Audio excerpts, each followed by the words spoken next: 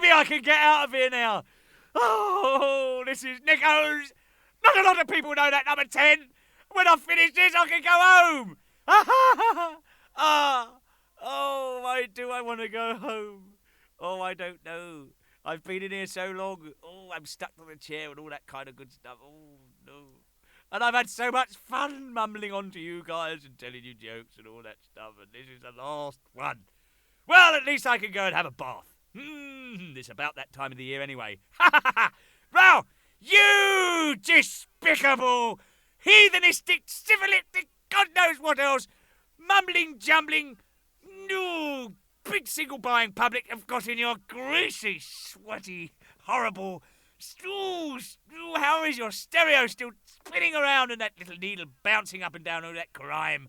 You have got the Clairvoyant Prisoner. Heaven can wait. Released the 7th of November 1988, chart position number 6.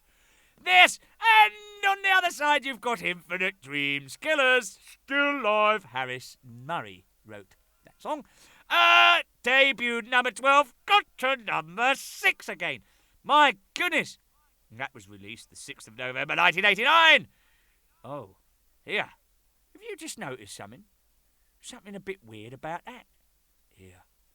I don't know whether that Eddie's got anything to do with his Seventh Son business, but those were both released, those singles, within 1 year of each other, to the day almost. Released 7th of November 88. Infinite Dreams released 6th of November 89. Bit strange all that. Well, look at that. Let's go on. I started getting tingles up the back. I don't like that. Dave? Oh, get out of here. Anyway, no. Gee, 4 top 10 singles in a year to 2 years, actually. By the time you lot are listening to this, which is February, I mean, as we know, Can I Play With Madness was released 2nd of March, 88, and we're at the sort of end of February. That's close to 2 years, isn't it? That's bloody good, I think. And considering we had a year off, I mean, God bless you lot out there. I mean, you know, to not actually have done anything in a year, and we pull out like a single, you know, Infinite Dreams, and and by the way, that was off the new Maiden England video, which you shall talk about in a minute. You know, after a year, you pushed it up to number 6 for us, and God bless you all, because that's nice to know that you ain't forgotten us, you know. Anyway. The Clairvoyant Prisoner, all live renditions, my goodness, of the most severe kind. I should know, I was there, wasn't I? Sooty was there too, did you notice? Anyway, enough of him, soppy bear, he doesn't know even how to talk, no anything else, stupid git. Anyway, The Clairvoyant Prisoner and Heaven Can Wait were recorded in front of you lot, as I said, I believe, earlier on. If I didn't, as I said again on previous, not a lot of people knows that, skin bad. 107,000 of ya! Whoa, at Donington on August the 20th, 1988. You lucky people. You have not only got the live renditionings, you were there, probably. In there was Keith, Stately Roth, all kinds of people. My goodness, what a great day. Anyway, those, as I say, were recorded and were a special little single release for you from us lot, celebrating the 20th of August for us, because that was my... I tell you this, we got on stage 20 minutes early for that gig. We got a guy called Dickie Bell. My goodness, the Das Führer Bell, we call him, because he's like Hitler. Right arsehole.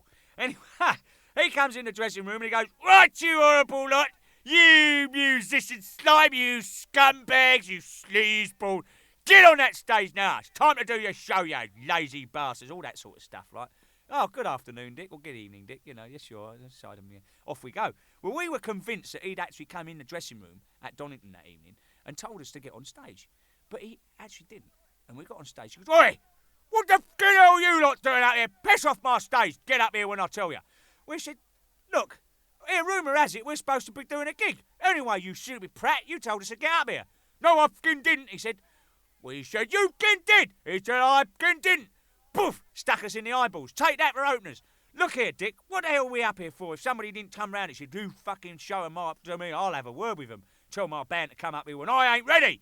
So, when we get on stage, yeah, as I said, there we are, 10 minutes early. And we had 10 minutes before we had to get, you know, actual show time. So, because we get up there and get warmed up the various bits, twiddly old exercises. Steve checks his bass, all the boys and all that. And Bruce gets round the back and does the various gobbing in the old... facial mask thing and all that, and we all do the bits, you know. So we actually had an extra 10 minutes on stage looking at you lot standing out there waiting for us lot to come up and do it. And so, are you nervous? No. What was that? Loose forward. Somebody step on a duck. I don't know. Oh, the air turned blue. We had all these film crews around there trying to film us, and they soon left. They got out of there quick. They knew how to get out while the game was good, you know what I mean?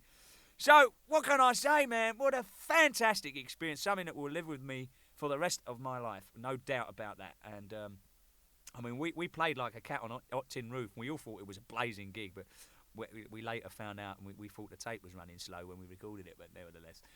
Enough said about that. Moving on to Infinite Dreams, Killers and Still Life. Oh, God, it's tormenting me. I'm sitting here, I'm strapping myself into this chair with a lead and cable for my headphones, trying to restrain myself. My goodness, it was only a year ago that I played these songs for you with a band, and oh, I miss it so much. Oh, God, it debuted at 12 and it got to number 6, didn't it? Not so many weeks ago. Released the 6th of November 1989. My gosh, 1 year to the day of the Clairvoyant's release. Bit uncanny, as I say. Nevertheless, these 3 songs were taken from the band's gig at the NEC in Birmingham, which was recorded around, I think, November the 28th, 1988. And 27th, I believe it was. And the 28th, we did 2 gigs. So, what can I say? We listened to, now, actually, Steve, let me say this. Steve, he directed and edited this here Maiden England video, and he set up all the camera angles, told the guys what he wanted, and then took 6 months to edit this piece of work, 90 minutes worth of music. And I've got to say this, he done the most stunning job I think I've ever seen. And I'm saying that because I didn't have to crawl to him, because I did that last week. I got a brown tongue and worn knee pads. No, serious piece of work. Now, as you will agree with me, it is, isn't it? I mean, I ain't seen a music video that's so clear, so good, and well put together as that. It's really, I'm proud to, have been on that, because it's fucking great. And we decided, actually, when we heard the soundtrack, we were really so tempted to release it as a live album again, because it was really good, and it was Martin recorded the band so well in that room. It was really nice. But we settled for taking a single off of it, because we thought it wasn't the right time to do another a second live album. But it means as well, I guess, for the fans without access to a video, we'll have a souvenir of the '88 tour, won't you? Because you can stick this lot on your stereo, as long as it ain't screwed up with all those sticky, horrible, debauched singles you stuck on prior to this. As long as your stylus still bounces over the grooves and does all that good stuff, it'll be all right, won't it? Hey, by the time you've got this lot in your hands, by the way, we shall have been in the studio working on a brand new album. Yes. Oh, it's going to be out later this year.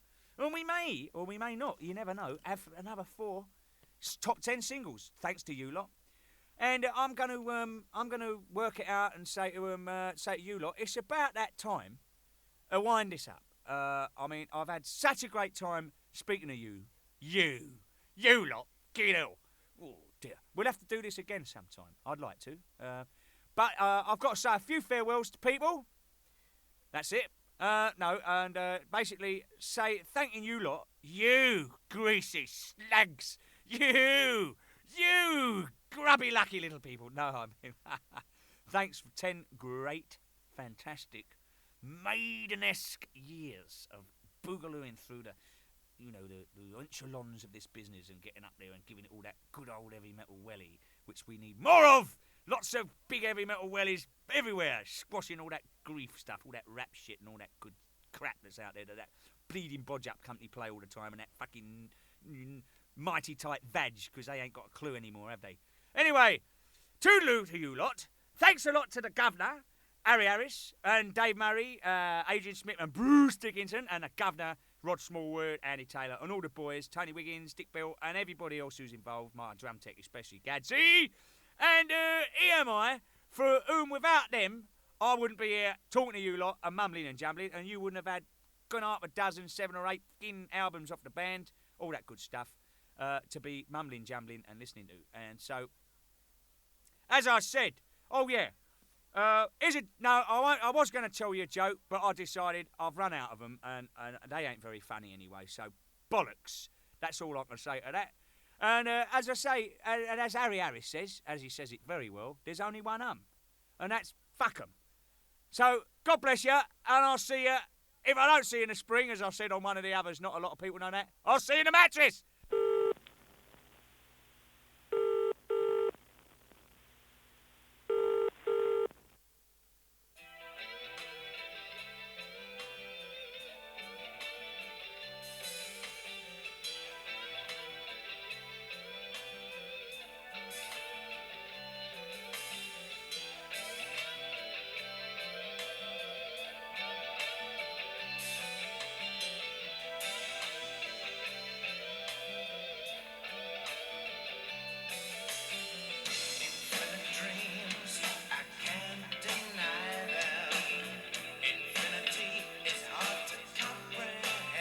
You know what to do.